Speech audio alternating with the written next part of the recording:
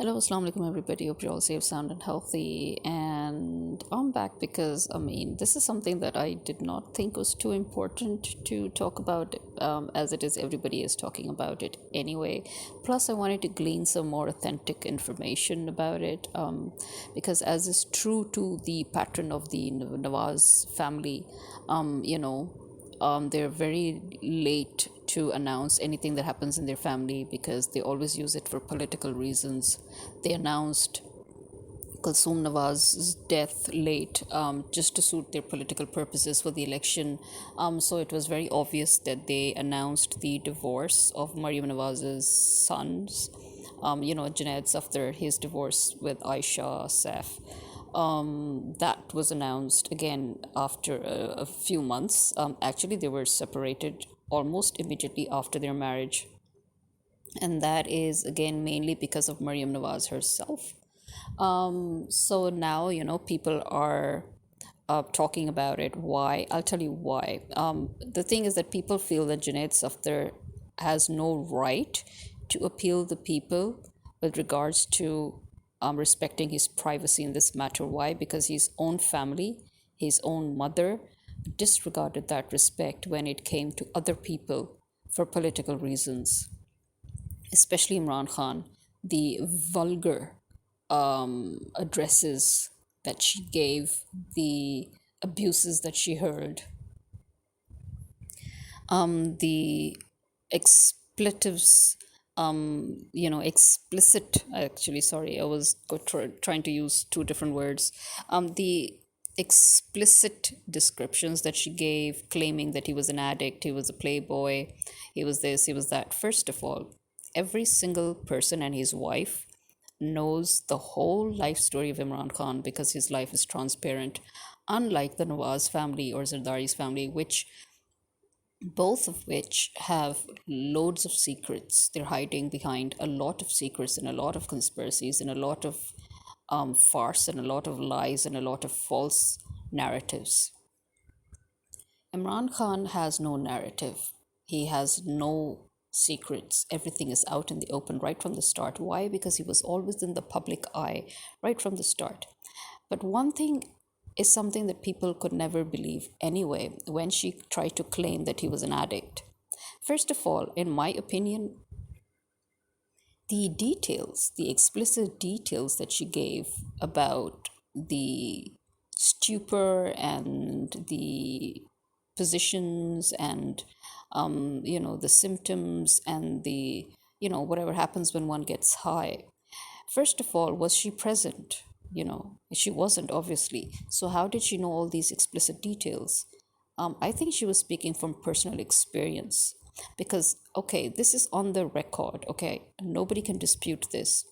Maryam Nawaz never enjoyed a good reputation as a young girl and as a young woman. She used to go to those so-called elite parties. Yeah, they used to be called elite parties, okay, in Lahore. These are those places where all these so-called elites, who are basically what we call the nouveau riche, self-alleged elites. These are those people who, suddenly rose into money and then they rose into power and then with connections with each other helped each other out to gain more power in politics and in the police and in the army and, these kind of people, which as we can see, they're all absolutely shameless people with very poor backgrounds if you go way back, because you can see that they all amassed their wealth illegally through black money. So much for their elitism. But anyway, these people had this thing, and they still do it, I think. But this was a major thing in the 80s and 90s. They would get together and hold secret parties, you know, in which a lot of activities, a lot of illegal activities took place. So they were like these, club members who had their own clubs, and they would get together, they would get high, they would drink, they would have sex with each other. So it's the regular, the regular kind of elite parties that everybody knows. And she was always there. She was one of those people who was always there. There were photos of her. that were, on the record, and those times obviously we didn't have the internet and all, but later on when the internet, came, then initially some of her photos were thrown out there in the on the net. You can find them if you do a little bit of search. You will see those old photos of her, prancing around half naked, drunk in the parties. You'll see that. She was pretty notorious for that. And as you know, a certain someone who is an influencer, you know, who threatened various politicians with, their nude videos and their videos committing adultery with different women. She also mentioned that she could one day even, expose Maryam Nawaz. So, yes, I think that could also remind you that she was basically talking about that because Maryam Nawaz, as I said, never enjoyed a good reputation. She eloped from home. She was dragged back home. Her parents almost killed her. Then her grandmother said, to save face, to save respect, just get her married to the man she eloped with, you know. And she said she was speaking so confidently the other day in one of her speeches when she was foul-mouthedly you know, uh, talking about Imran Khan, and she was saying that her parents got her married to her husband. Yeah, right. She ran away from home. Okay, she eloped.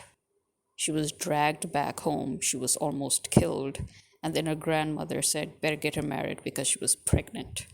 That was the true story. Okay, let's just tell the truth because she was so insistent about talking about the truth when it came to Imran Khan. Then she should have spoken the truth instead of fabricating lies, in between. This is what we call talking. This is what we call telling the truth. Okay. And so she was claiming the other day very, very confidently that, my parents got me married to my husband and I am still adhering to that marriage. I am still with him. Yeah, you're not. The whole world knows that you have separated from your husband and you separated from him like eons ago, like decades ago. And that is why you were usually found in England or in the Bay or with your father because you had separated from your husband, but for political reasons, nobody allowed you people to declare it. In fact, you were not just separated. The rumor went as far as to say that they actually divorced. This is why they were never seen together because they actually had a divorce. And Safdar went ahead and married again, if everybody remembers. And that woman, that lady, she ran away in fear of her life and her kid's life, I think, because she was afraid that Maryam Nawaz was going to kill her, right? Because if that marriage got exposed in public, then her divorce would get exposed. And in this family, everything is all about optics and politics. Nothing is real. You can understand everything is a sham. If you look at the reality behind the scenes, this family is absolutely the pits. So with Maryam ranting and ranting and ranting obsessively about Imran Khan, one would have two questions. One would answer her vulgar statements by a vulgar question. Did he fuck you? How do you know all the details about this man? How do you know all the intimate details about this man? Did he fuck you? Number one. And number two, how do you know what happens when a person gets high on a certain specific drug? It means you've had personal experience.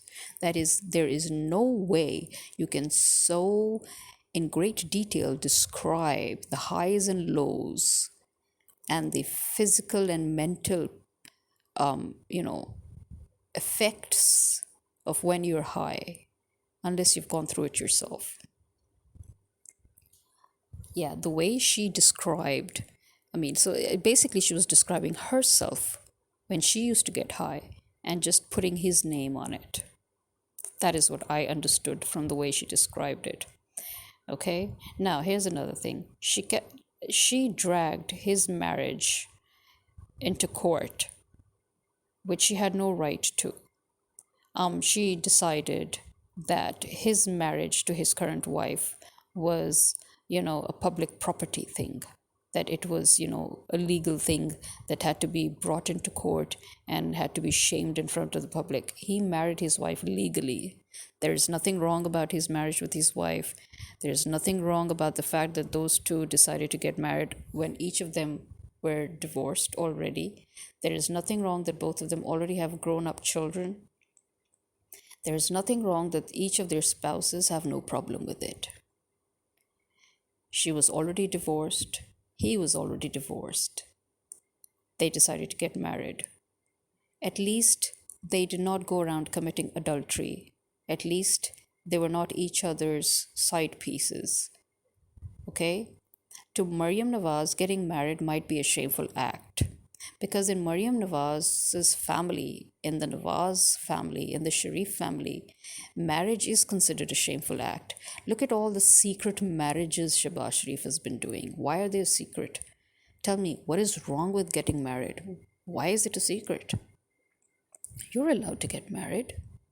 You're allowed to get married 4 times. You're allowed to have 4 wives at a time. Why the big secret? Nawaz Sharif, Maryam Nawaz, Shahbaz Sharif's son, Maryam Nawaz's brothers. Why are they going around conducting secret marriages? And then side by side, they're going around having affairs.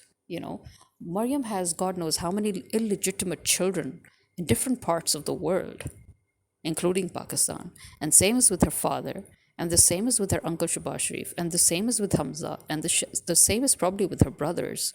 But they're in England. Oh, so they're in England, so it's okay. Well, you know what? Imran Khan was also in England, and he was living in England, and he had a common law wife with whom he had that daughter, who, according to Maryam Nawaz, is illegitimate, and who, according to Maryam Nawaz, he never acknowledged. If Imran Khan never acknowledged her, how does the whole world know about her? She was no secret. The whole world knew that Imran Khan was living with another person, that she was his common law wife as per the British law, and that he had a daughter, and when he split up with his wife, then obviously she stayed with her mother, the daughter stayed with her mother, and later on when he married Jemima, then Jemima adopted her. Tell me, how can Jemima adopt his illegitimate daughter if he never accepted her or acknowledged her as his daughter? That in itself is an oxymoron. So I don't even know what Maryam Nawaz was trying to do here, because again, this was no secret. This was not something that was hidden. Imran Khan was an open book. His life is an open book. Everybody knows everything about Imran Khan because nothing was ever hidden. He was always in the public's eye. He was a famous cricketer. He was a famous athlete. He was a world-class athlete. He was an international player. He was known as a playboy even then. He never hid it, Nothing about him was hidden. His transition from a playboy into a semi-religious and later a religious man was also in front of the whole world. Nothing was hidden. Maryam Nawaz needs to tell us about her life, about her various affairs, about her various secret marriages, about her various secret children. She needs to tell us about herself. If her main concern is about moral values, she herself has none. She needs to address her own lack of moral values. And she was constantly, and Reham Khan, as we all know, Reham Khan was known as Shahbaz Sharif's mistress. And this was a huge mistake that Imran Khan did when he married Reham Khan, because he was literally warned. This was on the record that he was warned by the Intelligence Bureau, telling him that she was an agent or a spy or whatever word they like to call, but basically, in other words, that he should not marry her because she was coming on to him with an agenda. He refused to listen to them. He got married to her, and within a month, everybody in the PTI political party and everybody in the country knew what was what. Everybody knew what ulterior motives she had. Everybody knew what she was trying to do. And because he thwarted all her efforts and all her motives, and divorced her promptly, So then Shabazz Sharif was like, okay, now it's time. Let's write a book. That book was literally written together with Maryam Nawaz and Shabazz Sharif and, a few of their, Lifafa journalists, who sat down to create a whole narrative. Don't think that Reham Khan actually wrote that book herself. First of all, none of these leaders ever write their books themselves, okay? They all have ghostwriters. You need to understand that all these politicians who you see who suddenly come up with a book, none of them write it. They all have ghostwriters. She didn't write this book either. This was written by a ghostwriter, and the narrative was set out, the dictation was given, and everything was scripted. Right, and that is why Maryam Nawaz is privy to all the details. She was privy to all the details before the book was published. And yet she would say, oh, read her book, read her book. Why? Because you wrote that book. You helped write that book. And then you published it, you sponsored it, you financed it, you invested in it. Obviously, you know the details because you created many of those details.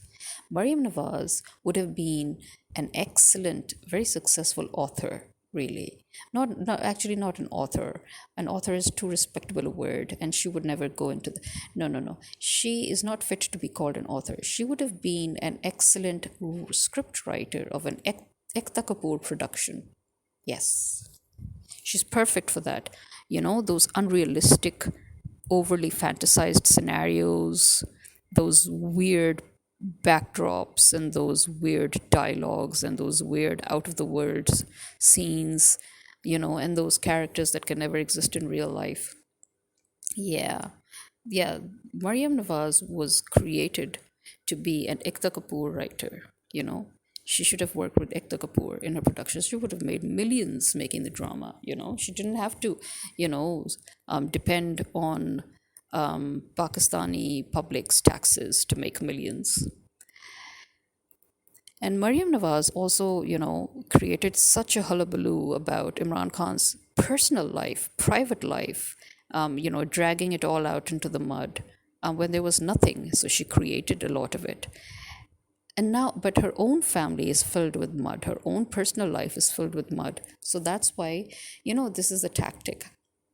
As we say that, you find the filthiest of the people and you will see them pointing at somebody else because they are so conscious of the inner filth.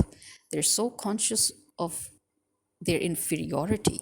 They're so conscious of all that is wrong with them that they're scared. They're always scared. They go into this, into this hypertension, psychotic breakdown sort of a mode. They basically become paranoid. So they start suffering from paranoia, right? And they start thinking, oh my God, somebody's going to out me, somebody's going to out me. So they can't bear that. So they decide to start bullying others. And that is how bullies are born, even in schools. You see all these girls and boys bullying other students. Yeah, it's because of their inner filth, their inner inferiority complex. They're so scared that somebody is going to out them for what they really are, that then they start, bullying others and harassing others and making up stories about others so that the attention should never come to them. You understand? Make the whole world see somewhere else. Misdirection. That is what the Nawaz family has always done because they were steeped in filth. And so Maryam Nawaz had to continue with that because she especially was steeped in filth as a female, and because she knows that her family had specialized in attacking females. They attacked Benazir's character, they attacked Jemima Khan's character. They're the reason behind Imran Khan's divorce with Jemima, okay? The Nawaz family is the reason. They are the reason of the split up. They are the ones behind it. They are the ones that made life so difficult for Jemima Khan that she was forced to separate from Imran Khan and leave the country. They just could not let her live in peace. Okay? They made Benazir's life hell as well, but she was a political personality. She was a public figure. She was already trained by her father to withstand all of this bullshit. And that is why she stood. And again, because Imran Khan, as an athlete and as a person with very strong nerves, he can withstand pressure. This is why he can still stand up to them despite all that they have done. And I must say, kudos to his current wife, Bishra Bibi. She is made of the same salt, really. The way she has weathered it out, the way she's been standing up to it, kudos to her. She is an educated woman. She is a doctor by qualification. She is an actual doctor by qualification. She's no small fry here. She belongs to a very good family with connections. She is not nobody. Unlike Reham Khan. Reham Khan was, a weather girl, and she was nobody. And even her own ex, had to come out and talk about her as to what she really is. So even her own ex-husband came out into public just to tell the public that she's an unreliable woman, an untrustworthy woman, and that she is a liar and she should not be listened. And over here, we have got Bushra Bibi, whose own husband is saying nothing. Both her ex-husband and her current husband, they're saying nothing about her. She is saying nothing about any of them. That shows what class she belongs to, like Jemima Khan. The dignity Jemima Khan has always shown, you know, during her marriage, during the breakup of her marriage, after her breakup, the woman, because she has class, she belongs to a good family. So this is why we always say that, family background matters. The way you behave shows what kind of family you're from. Imran Khan belongs to a good family, so he acts with class. Jemima Khan belongs to a good family, she acts with class. Bushra Bibi belongs to a good family, she's acting with class. And on the other hand, and even Benazir, she acted with class. Okay, but on the other side, you see Maryam Nawaz, the lowest of the low. You see her whole family, Shabazz Sharif, you see Nawaz Sharif, you see Hamza Sharif. You even see Maryam's husband, ex-husband, I should say, because seriously, I don't care what anybody says, we all know they're divorced. So her ex, Safdar, he is also a man with not a good background. You can see it by the way they talk, the way they behave, the vulgarities they use, the language they use in their daily lives. If you ever happen to go to their house, just see the way they eat.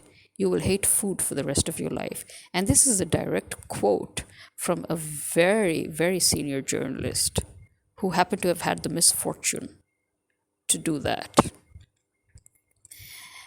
And I am also indirectly, aware of this family through different mutual connections.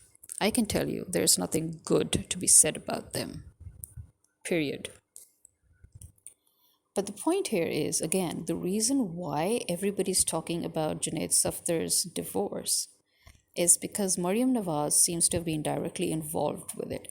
It's like how they thought that they could pretend to be those elite businessmen who, do marriages for business reasons, but they will create a narrative. You see, everything's about a narrative. Like, after all, they've been trained by the American establishment and the British establishment. And the American establishment and the British establishment have been training their own politicians about creating false narratives. So who better, So the Nawaz family has been, undergoing that training of how to create false narratives for a political optics. And so they created this narrative that, Aisha Saif went to England to study, and there, she met Junaid, and they both gradually fell in love, and this and that. Yeah, BS. BS. There was no love lost between them, even during their marriage. You could see that, many people had already begun to realize that this was a business marriage. Why? Because, first of all, look at who her father is. Her father used to be the chief of NAB, and then he is a businessman, and not just a small businessman, a huge, huge multi-millionaire sort of a businessman, okay, or maybe a billionaire, I think, if we count his outside, the assets out of Pakistan, in Qatar especially. And him owning one of the largest businesses in Qatar and Pakistan, and and his daughter, who worked as the director in his company. She was a lively girl. Now, according to some people, Junaid Safdar was also known to be a lively person. They were both known to be very lively people in their own, you know, in their own aspects, and they both seem to have shared the same hobbies. Obviously, horse riding and this and that. She liked horse riding, he liked horse riding, she liked interior decorating, and she liked, other things. So I mean, she was an active girl, a lively girl. He's an active boy, a lively boy. But now here's where, first of all, he is enjoying all of that, you know at our expense. He needs to be reminded that, Junaid Safdar, your marriage is not a private problem. It's not your private matter, because you have been enjoying your life at our expense. Unlike Imran Khan and his wife and his family, his sons, his ex-wife, they don't owe us a cent. But you, your whole family, you owe us all your millions and your billions. You were nothing. Your grandparents, your great grandparents stole from us. Then they taught your grandparents how to continue stealing from us. And now your grandparents have taught your parents how to steal from us. So, all those horse riding sessions that you had, and all those activities that you enjoyed and were able to enjoy, all that money that was lavishly spent on you, that is our money. You are literally public property. Get it? The public literally owns you. The public literally owns your whole family, because it's all our money. I cannot say about Aisha Saf, because to me personally, just her father being the chief of NAB and the friend of, Nawaz Sharif, and him helping him with the whole Qatar thing, which was a big scandal, that in itself makes him to me a dubious character already. I mean, I wouldn't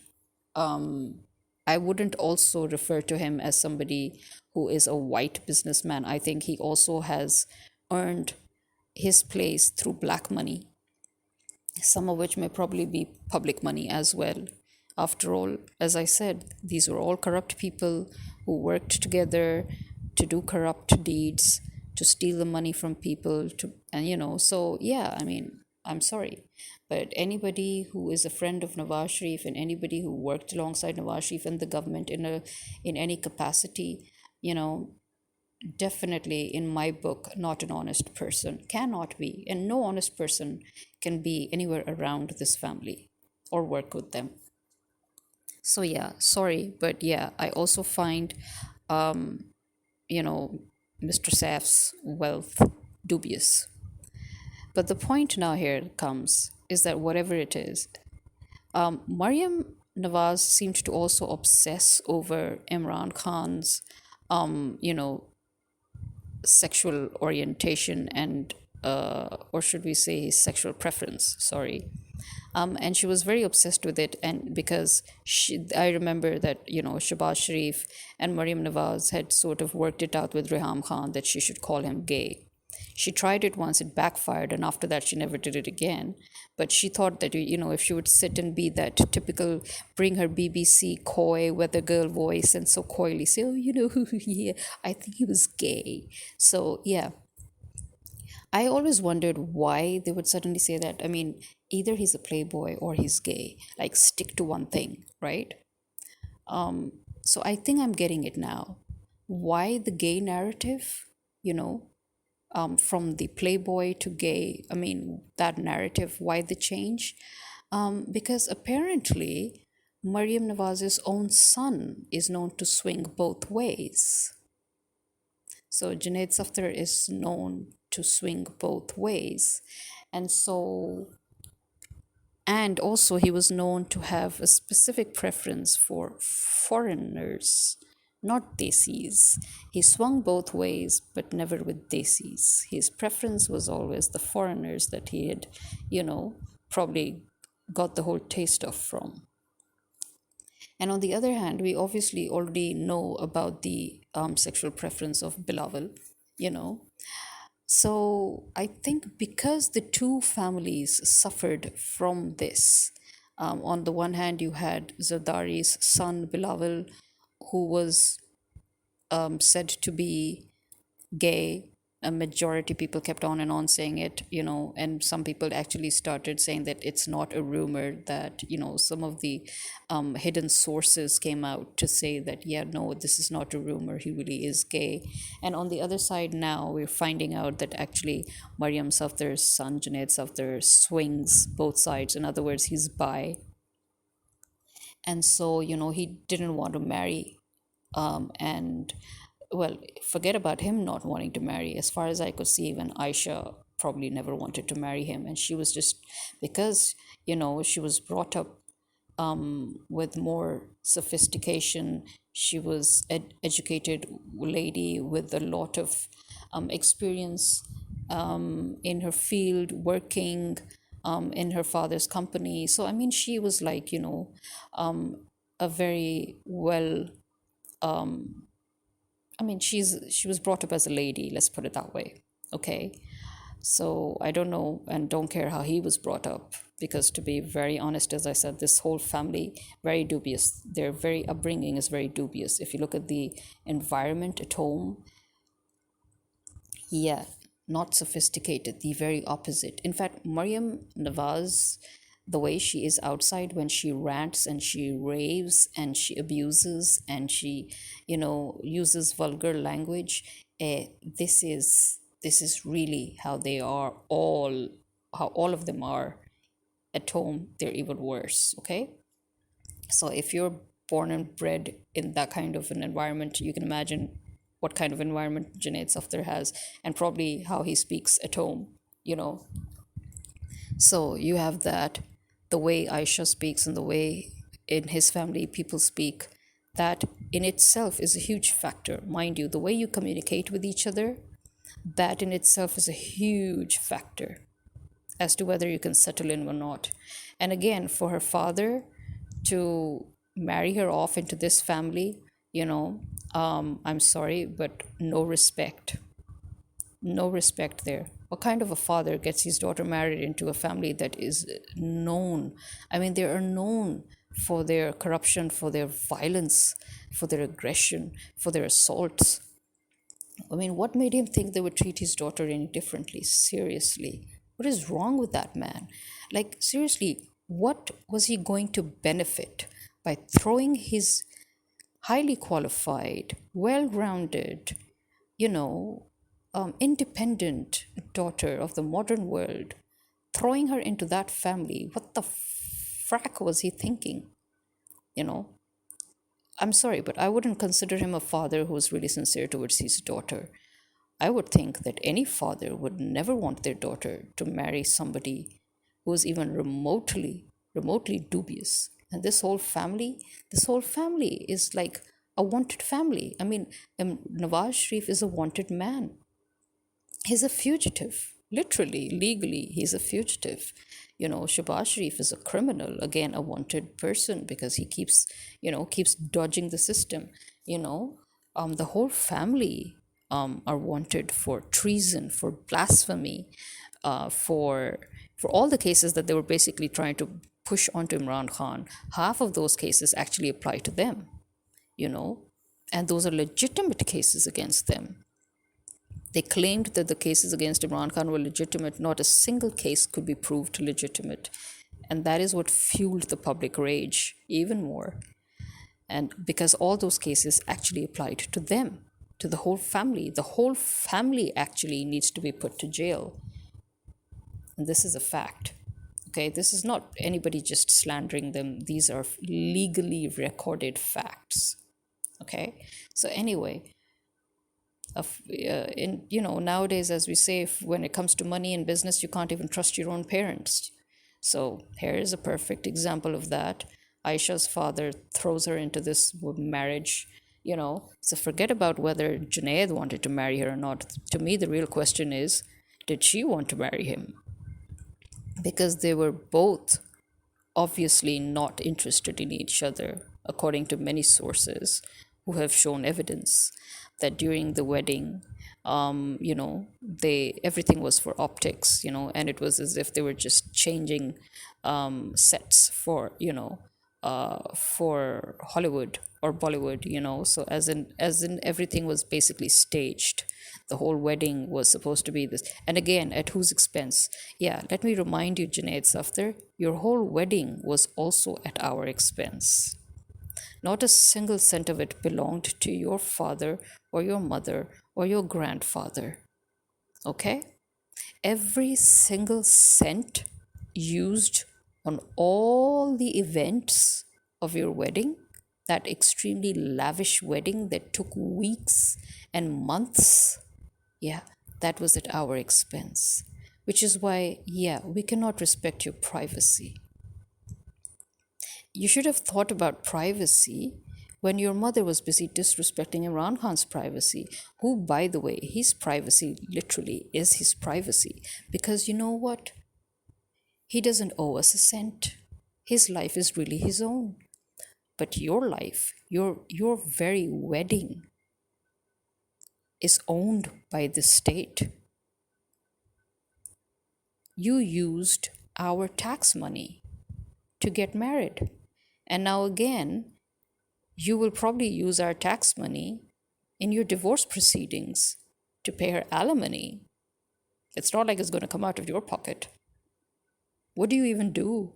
Do you even earn? Do you actually have a legitimate job? Who knows and who cares? Well, the point continues with this, that she separated from him almost immediately after marrying him. And the cause was said to be Maryam Nawaz, because Maryam Nawaz, the kind of woman that she is, I mean, she's a woman who went and talked about a stranger, Imran Khan. She peeked into a stranger's personal life, trying to peek into what he did before sex and after sex and his bedroom life and all. So imagine what she would have been doing with her son's marriage. The way she dressed during the wedding, that in itself, created many comments from the netizens stating that, okay, the mother in law looks like the bride. Is it her marriage or is it Aisha's marriage? Whose marriage? Who's getting married here? And many people were like, okay, that's it. We can already see the future of their marriage. So this is how people were already making statements, and people came out to be right after all. Yeah, Pakistanis are very good when it comes to judging marriages and how long they can last, come to think of it. So that just a few video clips of the wedding, and the Pakistani public had already realized the whole story, the whole future, everything. They realized that this was not a love marriage, this was a business marriage. They realized that Maryam Nawaz was not going to let this marriage continue. She was going to do something. She did something. And in fact, according to the news, according to certain sources, certain journalists, Aisha herself stated that Maryam Nawaz physically assaulted her. So, Maryam Nawaz physically assaulted her daughter in law and verbally as well. So, she physically and verbally assaulted Aisha. And Aisha, being a dignified lady, an educated lady, a lady who was born and bred, I mean, I don't know about born, but who lived most of her life abroad, she was not going to have that. And that is why she separated. And then they were trying to put restrictions on her, who to meet, who not to meet, how to live, how not to live, where to go, where not to go, what to wear, what not to wear. So Maryam Nawaz was being that typical low life person, who belongs to this. I mean, she's always acting as if she's from this elite family, but nothing about her screams elite. Everything about her screams that mother-in-law and back in the remote village who will follow you all the way to the toilet to see what you actually did. Yeah, that's Mariam Nawaz for you. So, what we have now is the public creating memes about the divorce, creating memes about Mariam Nawaz's role in the divorce. And people are now saying the same thing, that Mariam Nawaz's whole political play, her whole policy, her whole, the all and end all of her politics was referring to Imran Khan as a man who could not take care of his own wife or his own family. That is a man who cannot take care of the country. So now everybody's asking Mariam Nawaz that you could not even take care of your own family. What can you take care of the country? How can you take care of the country? So there it is. And everybody keeps saying what goes around comes around. Karma's a bitch. This is another thing that you will hear journalists saying. So now all of a sudden the media is not scared of Mariam Nawaz. People are wondering why. Because the media has always been censored, and they were not allowed to talk about the divorce, but they are, talking about it in great detail. And they're making a lot of comments. So people are wondering about that too. So am I, to be honest, because on one side you have them having the police arrest citizens for protesting on Palestine, and arresting teachers, and firing guns in front of minors, students who are minors, who are standing in the protest on privatization of public schools. And then, on the other hand, you have the police at the full control of Mariam Nawaz, cracking down on even old couples, young couples, anybody who comes out of the house, just kidnap them, pick them up, and put them in jail and fabricate cases against them. So even the judges are like going crazy about this. So on one hand, you see Mariam Nawaz exercising her authority still. And on the other hand, you see that the media is disregarding her threats regarding keeping the privacy of her son's divorce. Yeah. But you see, again, as we said, what goes around comes around. Mariam Nawaz is a woman of very, very bad repute. She is a woman of a very bad family background. She is a woman who does not enjoy a good reputation in Pakistan. She is a woman who nobody likes, period. Okay. And then her son, who weds Aisha using our money, using public money, using our taxes, and then he suddenly tells us to please respect his privacy regarding his divorce. Did they respect anybody's privacy? Did they respect PTI members' privacy? Do you remember what they did to some of the senior members of PTI? Illegally surveilling them, illegally wiretapping them, illegally, recording them in bed with their wives, and then putting it out on the media and on the net. I mean, that kind of shameless, low life sort of act done by your own mother. Where was the privacy then? Where was that regard and respect for privacy? I'm sorry, but in order to gain that respect, you have to give that respect. Your mother, your family did not respect anybody's privacy. Why should anybody respect your privacy? First of all, you have no right to that privacy. I'm sorry. In no way are you, I mean, in no way can you even demand to have that right. You don't. You've lost all that right. Your family money is not your family's money, it's our money. You got married again using our money. Your family is still stealing our money. Your family is responsible for the kidnapping, the murders, the assassination of various people in Pakistan, journalists, politicians, and just civilians. Your family is responsible for sex trafficking and prostitution and drug smuggling. Your family is responsible for the child pornography crime ring.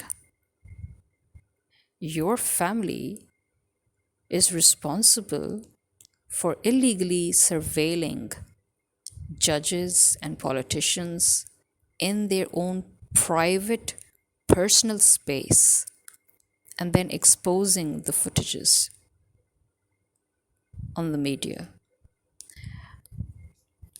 Your family made Reham Khan get married to Imran Khan, and then when she divorced him, your family worked with Reham Khan to launch a book in which they fabricated most of the details. They mixed the truth with the lies so that it should sound very reliable. And then your family created rumors and slandered Imran Khan and his wife. Isn't it strange that they never slandered Reham Khan?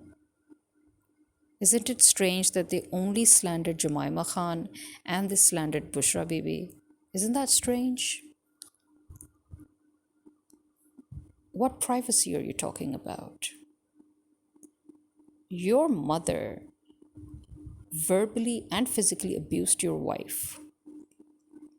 Your mother called Imran Khan gay just so that nobody should find out that you're bi. I mean, what privacy? There is no privacy. You're a public figure, and it is your mother who actually broke all the rules. It's your mother who disregarded the Privacy Act. It's your mother who claimed that as a public figure, you are subject to public scrutiny, and that one even has the right to scrutinize your bedroom, So we have the right to scrutinize even your bedroom, according to your mother. It cannot just apply to people attacked by your mother and not to her or you. I'm sorry. Maryam Nawaz is the one that created this new law that nothing is private. So go take it up with her. I'm sorry, but your divorce is not private. In fact, I hope that your wife comes and launches a book, just like how Reham Khan did. And your wife will have actually a lot of truth to tell, contrary to Reham Khan, who is a certified liar, by the way. And, I can tell you that unlike Reham Khan's book, Aisha's book can actually become a bestseller. People will actually want to read the naked truth about Maryam Nawaz and Junaid Safdar, and even Junaid Safdar's father, Captain Safdar. Yeah, so no privacy there, kiddo. Why am I even calling you kiddo? You're probably, God knows how old you are. Well, this is me now figuring out if anyone out there would think, reflect and understand the repercussions. That is why we always say, be careful. Respect other people if you want to be respected. Think before you speak, And like the Holy Prophet said, that, guard your tongue when you're in front of others and guard your thoughts when you're alone on your own. People really need to practice that. You will not see any PTI member spout vulgarities about this divorce. You will not see Imran Khan spout any vulgarities. You see, that is how they're different. You will not hear a single word from Imran Khan or any of the PTI members with regards to this divorce. But the public, they're going to take their revenge. And the public is actually already taking its revenge. Just look at all the memes out there. Just look at what's on the internet with regards to the divorce and the marriage, and with regards to Maryam Nawaz, and with regards to Junaid, Safdar, and with regard, it's out there because, as we said, this is the internet generation. Nothing's going to be hidden and nobody's going to respect your privacy, especially when, again, Maryam Nawaz herself said that public figures have no right to privacy when attacking Imran Khan. Well, this is me signing out. Khuda Hafiz.